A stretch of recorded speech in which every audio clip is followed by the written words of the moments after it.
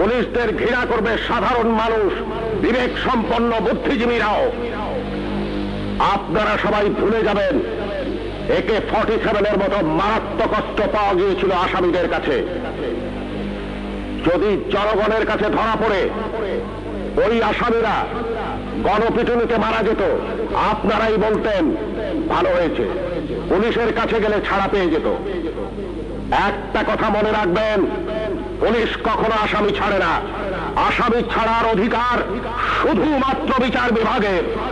বলুন তো, AK-47 মতো রাইফেল কেন এদেশে আসবে, যা শুধু যুদ্ধক্ষেত্রে ব্যবহৃত হবে? কেন AK-47 বাংলাদেশে আসছে? কিসের আলামত?